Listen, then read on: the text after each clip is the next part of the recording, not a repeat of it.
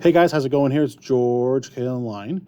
I get this question asked of me a lot, and I wanted to show you guys how I make my threads right in Modeler, maintaining quad polys. So they're great for animation, and if you're texturing with Chrome and whatnot in HDR environments, you definitely want to stay in a quad poly environment. You don't want to have any 3-point polys in your animations. So I'm going to show you guys a very quick way. Obviously, William Vaughn, the Lightwave legend himself, he has a video of this. What doesn't he have on YouTube? Of him going the route that he used to, come up with threads in Lightwave, maintaining quad polys. And it's pretty similar. I'm going to show you my way. At some point, we do veer off in different routes. And honestly, I think my route is probably a little bit easier. So let's go ahead and I'll show you guys a very quick way of how I make my threads. So I'm going to go ahead and just come here on the back viewport, and we're going to go ahead and create a box. And we're going to hit N for the numeric tab.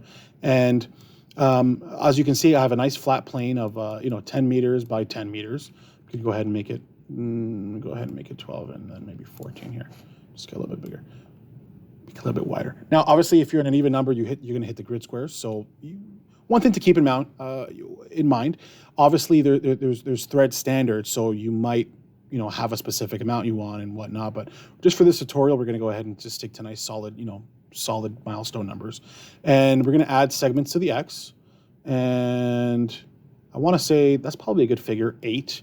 Obviously the Y axis, this is where you're going to get your tighter threads. So if you really want nice tight threads going all the way through, this is where you're going to want to add segments to the Y, but we're not going to do that today. Let's just go ahead and nice solid number. Let's go 36 on the Y, 36 Y segments up. Go ahead and press spacebar to commit to that. And what that does is give you a nice flat plane, and go ahead and it's flip, but that's fine. Let's go ahead and press F to flip the polys. And next thing we're going to do is shear. We're going to shear this so that it helps with our threads. We're going to go ahead and modify tab. We're going to shear, and we're going to go ahead and right click and drag the beginning of this plane. We're going to go all the way to the end. So there's like a fall off here of my next transform step. So 0, 100 on this side. And we're going to go ahead and press Control. And we're going to go up to there. Essentially, you want to make sure a point is aligned to the other side with another point. If it wasn't, it's good. It's going to be okay, but you just want to do that, and you'll see why as we proceed. So we're going to go ahead and press spacebar to commit to that. And let's see what we have here. Okay, so we have a nice little sheared plane with segments, nice and easy. Now, what we're going to want to do is press Shift and squiggly line to get to the bend tool. So that's going to be the bend tool. It's the modify tab here, and bend to rotate. And we're going to go ahead and hold down Control. And with the right viewport, we're going to click and drag to the right.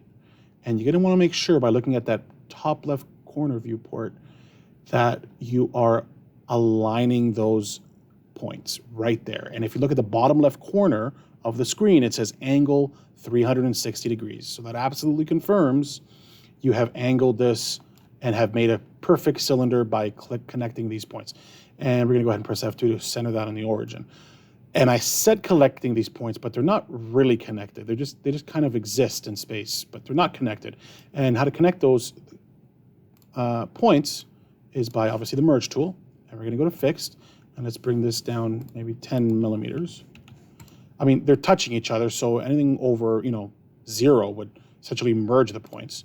There we go, 34 points eliminated, and that's exactly what we want. So we have one nice solid object, and if you go to the subdivided version of it, there you go. And as you can see, we're looking good. So next couple of steps, we're almost done. Watch how easy this is going to be. Is we're going to go ahead and go to edge mode by clicking spacebar. We're going to select the first 2 edges, and we're going to go to the selections tab and select the loop. And what that does is select the loop. But let's go ahead and just unselect these for a second and see what happens if we start from up here. That's fine. Perfect. So you selected the loop of the edges, and what you want to do next is essentially you want to bevel these. So you're going to press Control B, and you're going to press N for the numerics tab, and you're going to want to shift these edges an amount of your choice. But I would say that's probably a good figure. You can go perfectly halfway or have everything, but this is probably going to be good right around there. And what that's going to do is allow you when you multi-shift, we're going to press spacebar to commit to that.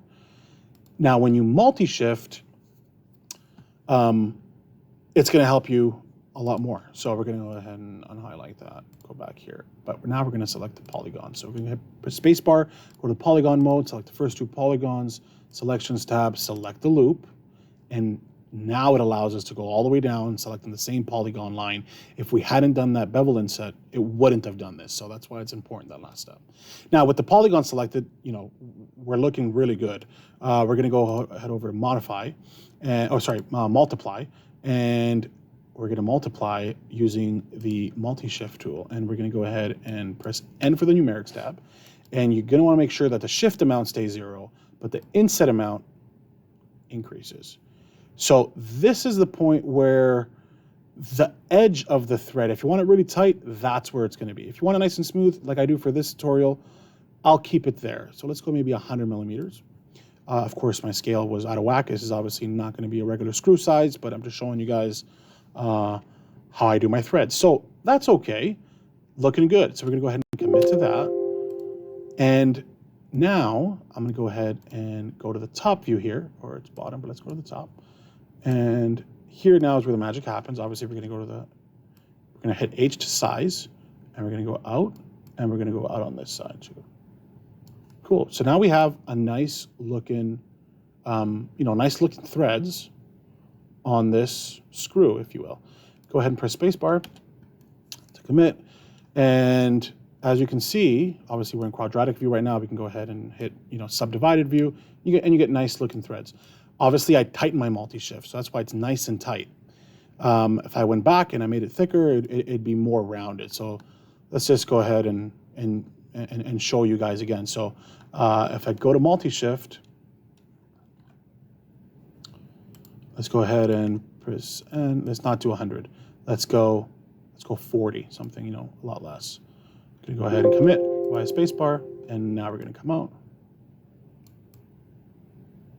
Looking good, and now we're gonna hit the subdivided. We're gonna sub D. Oops. I'm zoomed in here, and I'm recording everything on a phone, so, or my microphone's on a phone, and it's right in front of me. So subdivide. So like they're thicker, and the Y segments.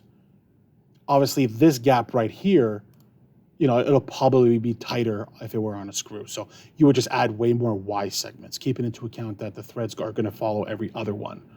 And you can measure how far apart the segments are and whatnot. Now, anyways, that's how I do my threads in Lightwave. And as you can see here on the statisticals panel, all quad polys. Very important when animating, especially using, textures like chrome and whatnot.